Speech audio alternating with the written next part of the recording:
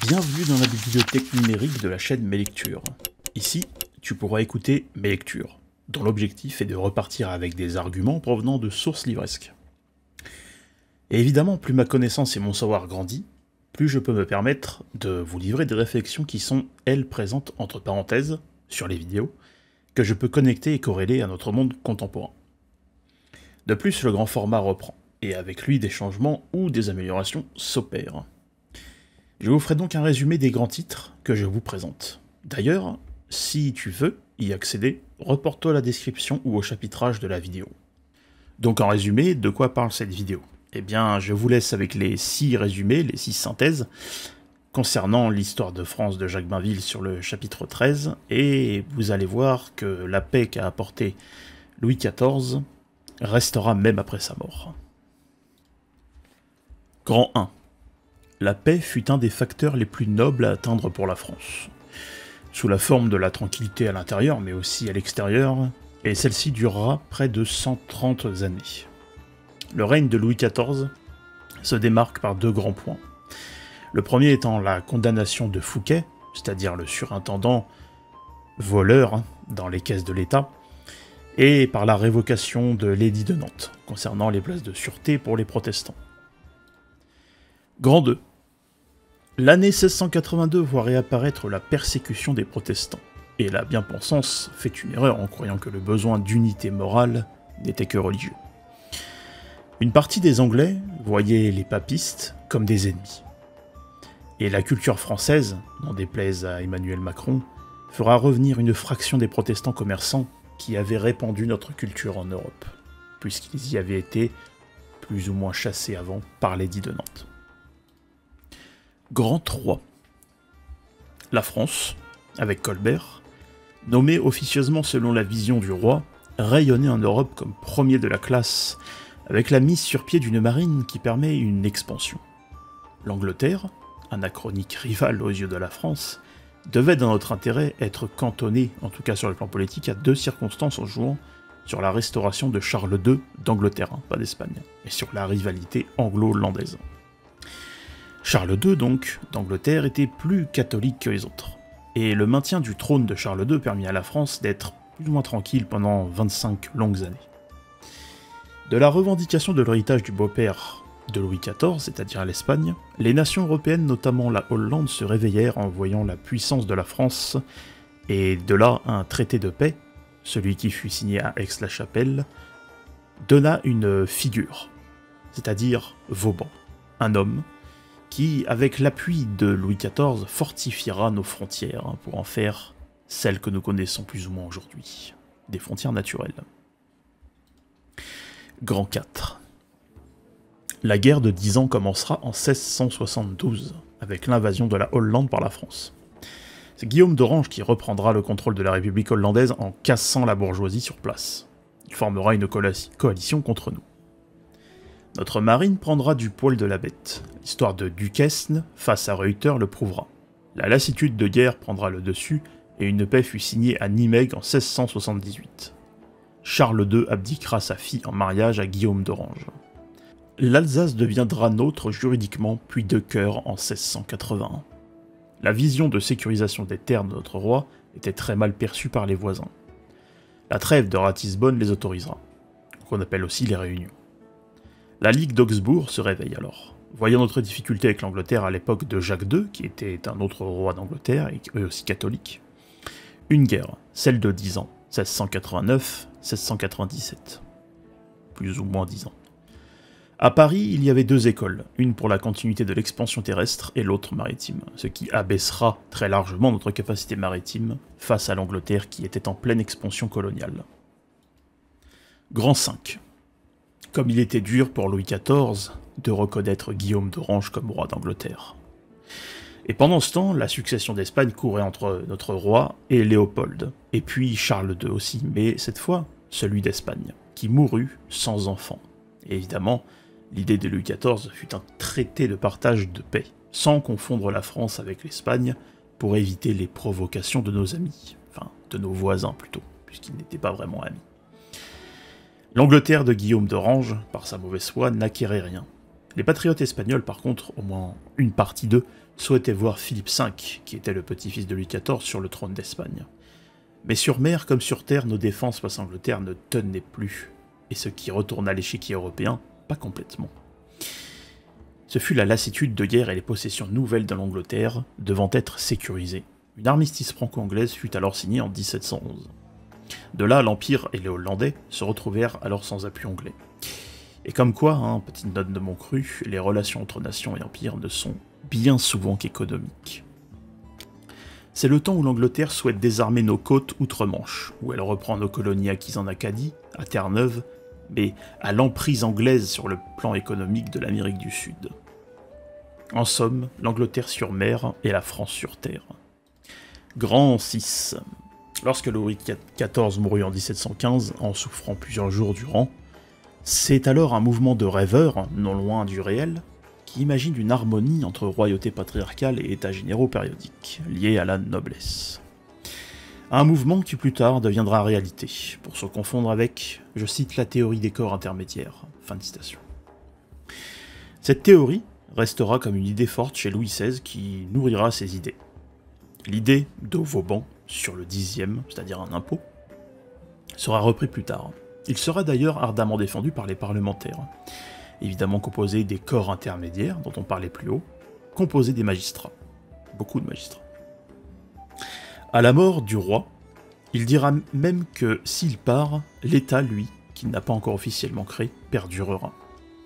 Et les historiens diront qu'il ne laisse aucune paix, évidemment. Mais celle-ci durera 75 ans, même après sa mort. Rien que ça. Un Italien dira même qu'à cette époque, la sienne était un homme du XVIIIe siècle, que c'était l'Europe française, et non l'Union européenne, qui est une farce, n'en déplaise à ceux qui le croient. La vidéo que vous allez entendre parle du livre de Jacques Bainville sur l'histoire de France. Chapitre 13, et traite du sujet de Louis XIV et de la paix qu'il a instaurée dans notre beau pays. Coup d'œil sur la paix qu'amène Louis XIV. Commençons avec un mot que j'aimerais vous entendre dire. Si évidemment, j'étais comme une petite souris à vous observer. Je suis enfin en paix, répétez après moi. Et non, il ne s'agit pas de la paix du ciel, mais plutôt de son synonyme, la tranquillité. Et c'est bien évidemment ce qui adviendra pour la France, au regard des périodes de troubles incessantes qu'elle a traversées. Pendant 130 ans, ce que Louis XIV instaura pendant un demi-siècle restera jusqu'à l'infâme Révolution 15 ans après le règne de Louis XVI. Ce fut le règne de la xénocratie bourgeoise en premier, puis cosmopolite, d'argent.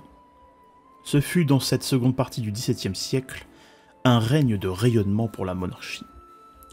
Les dissensions successives s'estompaient devant un seul et unique guide, le roi, et les Français étaient prêts et le voulaient. De plus, ce roi savait que les temps construisaient les circonstances des sociétés dans leur stabilité, et qu'un retour à un non-désir du roi n'était jamais éloigné.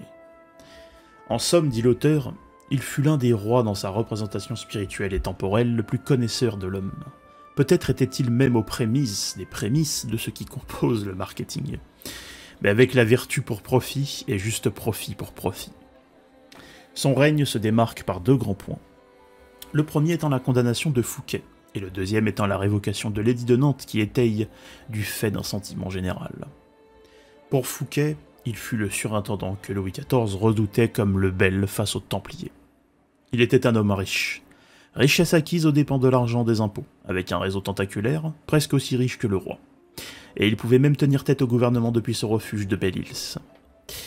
Et c'est quand même drôle, c'est qu'avec ce genre de personnage, on peut déjà se rendre compte, au milieu du XVIIe siècle, ce que va donner comme déstabilisation face à un gouvernement des hommes très riches, pouvant à tout moment infiltrer les nations, se les soudoyer pour en prendre le contrôle sans apparaître au grand jour. Si la France était encore composée d'une figure de force, de vigueur, qui aime réellement son peuple, tout ceci ne serait peut-être pas encore arrivé. D'ailleurs, même Louis XIV redoutait le surintendant, tant ses moyens étaient vastes, et il dut serpenter pour s'en débarrasser. L'affaire religieuse de l'édit de Nantes. Un courant similaire poussa 25 ans après l'épisode du surintendant Fouquet, avec la révocation de l'édit. C'est, nous dit Bainville, par les déclarations de l'église gallicane en 1682, que la persécution des protestants commence, ou recommence. La bien-pensance du milieu fait une erreur, en croyant que le besoin d'unité morale était d'essence uniquement religieuse. C'est d'ailleurs par ce fait que les pays du Nord, mais aussi l'Angleterre, donnèrent l'exemple en persécutant les catholiques, en les privant de leurs emplois. Les Anglais voyaient les papistes, un partisan catholique de l'Église de Rome, comme des ennemis publics. Rien que ça. Pour entrer dans la peau des convertisseurs de protestants vers le catholicisme, le Midi fut une place forte pour les réformer. Les procédés plus rudes furent émigrés ces derniers. Mais le débarrassement, que j'emploie comme un néologisme, privera la France d'industriels et d'hommes d'affaires dont le public voyait leur expulsion plutôt d'un bon œil.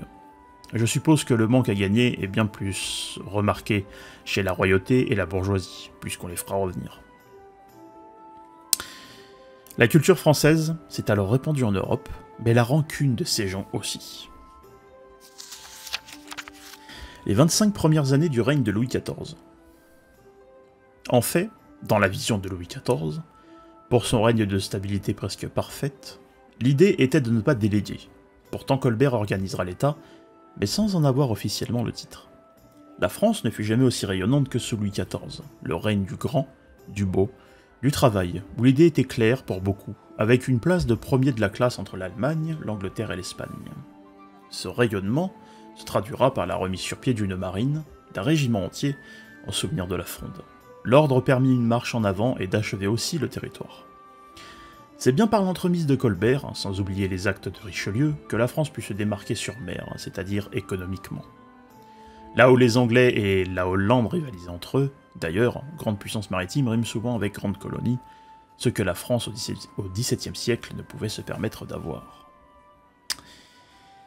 Mais le grand rayonnement de la France, sans devoir retomber dans les dissensions, passa aussi par la neutralité des pays alentours, comme l'Angleterre, qui nous voyait lorgner sur la Flandre espagnole. Pour ne pas réveiller l'Angleterre et la garder dans notre jeu politique, il était dans l'intérêt de la France de maintenir deux circonstances favorables. Jouer sur la rivalité anglo-hollandaise et permettre la restauration des Stuarts, car la France tenait Charles II en aidant le trône. Je parle bien de Charles II d'Angleterre.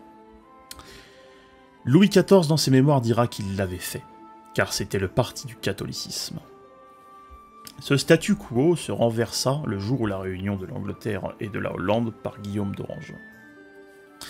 L'histoire de Louis XIV est surtout connue pour l'édit de Nantes, mais moins pour l'avant-après Jacques II. Le maintien sur le trône des Stuarts et de Jacques II, qui était aussi un roi d'Angleterre, catholique, permit à la France pendant 25 ans de poursuivre l'œuvre de Richelieu. Le technicien Vauban, énoncé page 231, dressait des points d'accès sensibles de la France, et Louis XIV, dans un plan de sécurité nationale, s'évertuait à agrandir et à sécuriser. Les réformes de Colbert prirent vie en partie quand en 1665 le roi d'Espagne mourra. Louis XIV revendiquera l'héritage de son beau-père. L'Espagne, avec ses régions excentriques, dira l'auteur, n'avait pas les moyens de ses défenses. Les Hollandais se rendirent compte de la puissance de la France lorsqu'elle prit des places en Flandre. Elle accusa le roi d'aspirer à une monarchie universelle. Un certain Hugues de Lionne conduira notre diplomatie avec brio, avec la Hollande, mais aussi le roi maladif d'Espagne. Un traité de partage éventuel sera signé avec Léopold pour prévenir le resserrement des Espagnols sur les territoires naturels de la France. Des droits plus larges que simplement acquis par des conquêtes. Mais la Hollande, ayant eu vent de cela, proposa à Louis XIV, qui préféra privilégier la paix, de se délaisser du traité de partage. Évidemment, elle se retournera contre nous dans une coalition où même la Suède pouvait être entraînée. De là, la paix signée à Aix-la-Chapelle rendit des territoires à l'Espagne en les restituant à la Franche-Comté. Vauban fortifiera ces places nouvellement acquises. Pour arriver à vaincre les Hollandais, il fallait casser les alliances. Alors les princes allemands furent en grand nombre gagnés par des subsides, et l'électeur de Cologne fut pour nous hospitalier. Je vous interromps un instant et j'aimerais attirer votre attention sur le fait que plus de la moitié des personnes sur cette chaîne qui regardent mes contenus ne sont pas abonnés. Alors vraiment, je compte sur vous. Si le contenu vous plaît, abonnez-vous. Likez les vidéos et partagez-les. Je vous remercie. Bonne écoute. la guerre qui durera 10 ans. Ce fut là, à partir de 1672, que la France envahira la Hollande. Cette guerre durera une bonne dizaine d'années. Mais cette petite république avant l'heure, celle de la France comme exemple, basculera en mode de guerre.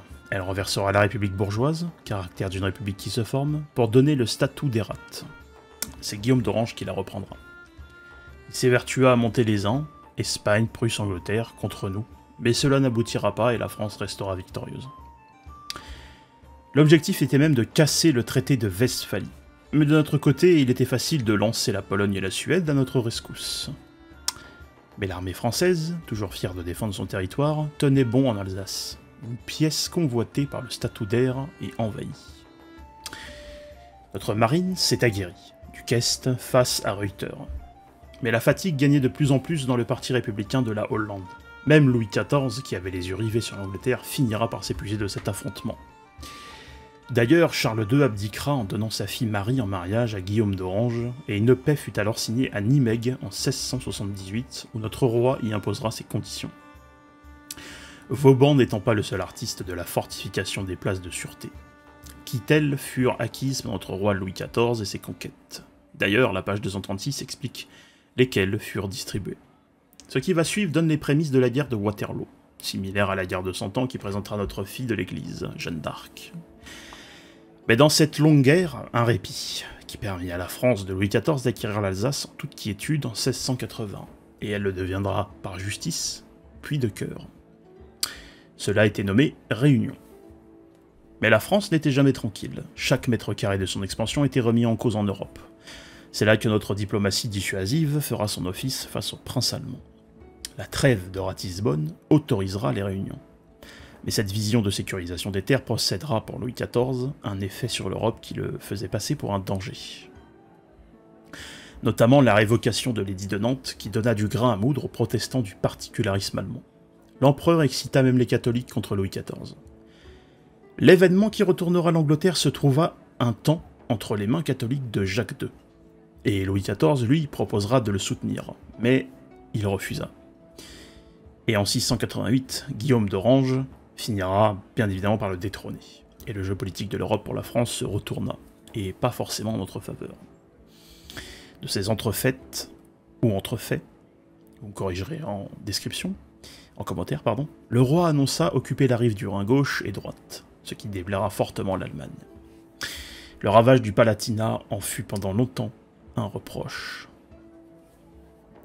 Dans la vision de fortification des limites de la nation, les Allemands tentèrent des percées par la Suisse, mais les traités d'amitié agiraient comme un bloc. Et cette coalition contre nous à l'époque porte le nom de Ligue d'Augsbourg. C'est la guerre de 10 ans, 1689 à 1697. Enfin, plus ou moins. Nos batailles en terre ennemie étaient couronnées de succès, de Steenkerk à Stafford. Mais l'avantage de la victoire nous était réellement revenu si sur mer nous avions eu le dessus. Tel ne fut pas le cas. D'ailleurs, Paris comptait 2 écoles, une maritime qui voulait continuer à défendre sur mer le Levant, le Ponant, et l'autre terrestre qui infléchira les décisions du pays. Cela abaissera considérablement l'œuvre de Colbert jusqu'à ce que les Anglais reprennent le dessus sur l'océan. Mais Tourville ou encore Jean Bart portèrent des coups aux amiraux anglo-hollandais. Partout sur terre, la France avec sacrifice tenait la barre. Louis XIV, voyant quand même l'épuisement de l'œuvre de Colbert et de la succession de l'Espagne, chercha une paix. Et ce fut celle de Ryswick en 1697. Le premier paragraphe de la page 242 relève une incohérence des historiens que Bainville dit ne plus s'étonner. La paix visée par Louis XIV. Mais dans cette vision qu'avait Louis XIV, souvent critiquée, nous dit Bainville, il y eut nombre de ressentiments envers les acteurs de l'instabilité pour notre belle France. Il dut par exemple reconnaître Guillaume d'Orange comme roi d'Angleterre. L'événement supérieur ou égal qui courait à côté de la succession d'Espagne entre Louis XIV et Léopold, de proches familles tous deux. Le choix revenait à Charles II de choisir, car il mourut sans enfant. Et là on parle bien de Charles II d'Espagne. L'héritage espagnol était trop beau pour être acquis par un seul sang générer du ressentiment. Leur colonie était aussi ardemment désirée par les protestants anglais. Le mouvement avec Cromwell plus tard, etc. C'est là que Louis XIV préféra, dans sa position de privilège, présenter un traité de partage de la succession. L'idée était d'agrandir, de sécuriser notre beau pays avec des frontières naturelles contre les possessions de l'héritage espagnol. Dans ce traité de paix, la mauvaise foi de Guillaume d'Orange n'accordera rien à l'Angleterre protestante. Les patriotes désignèrent le second petit-fils de Louis XIV, le duc d'Anjou, un Bourbon plus capable selon eux de sauvegarder l'intégrité de leur belle Espagne. Et la délibération de l'héritage nous mettait dans une position qu'une clause du testament, le traité de partage, permettait à l'Empire, l'Allemagne, de revendiquer entièrement ce dernier. Dans ce fatras complexe, c'était la stratégie qui primait. Le désigné, le duc d'Anjou, se sent fort bien à la place de Charles II d'Espagne. Le, je cite, ouf, fin de citation, de ne plus être constamment sur ses gardes vis-à-vis de l'Espagne, était crié haut et fort. Ce résultat s'apparentera à l'apparition de Philippe V comme roi d'Espagne. Mais le fait est qu'un petit-fils d'un roi français règne sur une terre convoitée ne laissait personne indifférent en Europe, le choix étant cornélien. L'Angleterre ne supportera pas de voir Louis XIV se promenant à Ostende, alors que ses tentatives d'une Angleterre catholique, purgée de l'entrisme deutéronomique du protestantisme, par le protestantisme, auraient pu être celles de l'île du diable. De là, la Chambre des communes comprit que cette guerre fut celle d'un enjeu économique entremêlé de considérations politiques. On critique les hommes de ces temps-là, notamment les décisions de Louis XIV et de son entourage concernant l'héritage de l'Espagne. Mais qu'en était-il d'Ibainville s'il en avait été autrement? Eh bien, les critiques sont aisées, quand la marche du monde réel ne l'est pas. Et le maintien de la stabilité passait inévitablement par la nette démarcation d'une communication du roi envers les voisins européens. Non, la France ne confondra pas avec l'Espagne, ne se confondra pas avec l'Espagne, mais la soutiendra. Car l'Empire avait des vues militaires sur elle. Mais l'Angleterre ne s'avoua pas vaincue, et continua à maintenir sur les mers une tension que notre marine ne pouvait contenir. Elle assurait à l'archiduc Charles d'Espagne un retour sur son trône, et pendant ce temps-là, l'armée française, les fortifications de Vauban ne tenaient plus.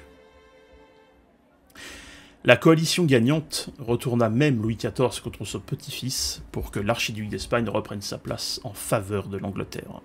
L'intention n'était plus que de ruiner la France. Mais la lassitude de guerre régnait dans les camps, et de là, des négociations continuèrent avec l'Angleterre de manière parcellaire. Et en Angleterre, le parti des Tories, c'est-à-dire le parti conservateur chez les Anglais, nous était plus favorable que les Whigs, qui étaient plus libéraux. Il était temps pour eux d'arrêter les subsides et de consolider les conquêtes coloniales et territoriales. Maritimes plutôt. Cette guerre pour l'équilibre européen fut conclue par un soulèvement à Londres de l'Espagne en faveur de Louis V, et un armistice franco-anglais sera conclu en 1711. Les Hollandais et les impériaux restèrent alors privés de leurs appuis principaux, c'est-à-dire l'Angleterre. De là, un dénommé Villars réussit à les arrêter à Denain, sur ce qu'il nommait le chemin de Paris. Les traités d'Utrecht, en 1713, rappelaient furieusement ceux de Westphalie et des Pyrénées. Cette quête d'un équilibre fut bien souvent piquée par les événements qui survinrent. Ce traité enleva la Flandre belge à l'Espagne pour la ramener dans le giron de l'Empire, et évidemment, l'Angleterre refusa qu'elle ne devienne française. C'était un des motifs d'opposition de la succession d'Espagne avec Philippe V, qu'une partie du peuple voulait sur le trône. Cette clause principale des traités d'Utrecht, je sais pas comment on dit, sera sous la charge de la Hollande, devenue une simple annexe de l'Angleterre. Et la clé de notre histoire fut avec l'Angleterre, qui deviendra l'instrument de l'entrisme deutéronomique par le protestantisme, le désarmement par cette dernière du nord de la France. Son objectif, avoir le contrôle sur les mers jusqu'au bord de notre beau pays. De ce temps-là, l'Angleterre reprendra les colonies d'Acadie, de Terre-Neuve et s'emparera du privilège économique de l'Amérique du Sud. Établissement de colonies et droits maritimes en vue, évidemment. Mais le traité d'Utrecht ne s'arrêta pas en si bon chemin, pas pour notre plus grand plaisir, puisque l'Empire récupérait un grand nombre de territoires comme les Pays-Bas ou encore le royaume de Naples. Ce qui bien évidemment bouscula son centre de gravité, la maison d'Autriche, dit l'auteur, deviendra une puissance conservatrice moins enclin à nous titiller, gare similaire sur ce point. Louis XIV comprit que la lutte contre la maison d'Autriche était inutile, à la façon d'un anachronisme, une sorte de répétition de l'histoire qu'on voit souvent. Selon la vraie politique française, il fallait surveiller l'État contre l'attaque externe, à l'époque surtout l'Empire, la Prusse précisément. Et l'Angleterre était comptabilisée comme un rival gagnant partout où il allait au détriment des choix internes de la France. Contenir sur le continent. L'Angleterre avait eu son lot de fortifications à barricader, mais pour la France, la tâche, les réalités furent bien plus ardues. L'Angleterre sur mer, la France sur terre. La mort de Louis XIV. Comme toute grande figure, la fin et le retour à son créateur s'imposent à nous. Ce fut le cas pour Louis XIV en 1715, fatigué de devoir agrandir et sécuriser. L'année 1709, en hiver, fut terrible, de famine, et des chants révolutionnaires s'entendaient déjà au loin. De sa mort, des rêveurs non loin du réel se mirent à penser une harmonie entre royauté patriarcale et états généraux périodiques où la noblesse retrouve ses lettres. Ce mouvement, qui se confondra avec la théorie des corps intermédiaires, réapparaîtra sous la régence jusqu'à la famille royale de Louis XIV qui se nourrira de ces idées. Contre la Ligue d'Augsbourg, le roi adoptera la capitation, c'est-à-dire une taxe par tête sur les 3 États, sauf pour les pauvres et les mendiants. Une dizaine d'années plus tard, l'idée de Vauban avec le 10e sera reprise, bien que montrée du doigt par tous, et les plus ardents, défenseurs étrangement de ce 10e, furent le Parlement composé de ces corps intermédiaires, et dont Louis XV, aux sorties des cours souveraines, devra lutter contre. Et il y a de là une lutte entre le gouvernement et le Parlement, qui, au regard de l'époque, n'a rien à voir avec le nôtre, qui a subi déjà le clivage gauche-droite et l'infiltration par la xénocratie, la contre-révolution, etc., etc. Toutes les lois qui ont suivi. Qui sera à observer du point de vue économique, car les magistrats furent d'ardents défenseurs du 10e et du 20e. Tiens. À sa mort, les pensées du roi se tournèrent évidemment vers sa descendance, mais aussi sur l'incertitude du caractère révolutionnaire du pays, que les corps étrangers pouvaient rephaser et moduler pour correspondre à leur désir de gouvernance sur un pays qui n'est pas le leur. On nomme cela la xénocratie. Il dira en substance que s'il part, l'État lui demeurera toujours quand bien même il ne le fondera pas officiellement. Chaque Français des 50 ans du règne de Louis XIV savait que la protection venait des choix de leur roi, de Vauban, de la bonne marche de leur entourage, et même le Parlement ne rejetait pas les édits, celui de Nantes par exemple. Notre rival outre-Manche, lui, devait continuer à rivaliser avec la Chambre des communes. Les historiens disent qu'il ne laissa aucun ordre, car la Révolution frappa plus tard, mais la paix de ces 50 années de son règne vivant s'ensuivit même 75 ans après. Bainville dit dans la page 255 que Versailles, malgré l'énorme coût économique et social que cela coûta, fut un centre d'imitation pour l'Europe, dans ce que ce symbole représente pour la France au départ. Et l'italien Caraccioli, un homme du XVIIIe, nommera même cet héritage l'Europe française.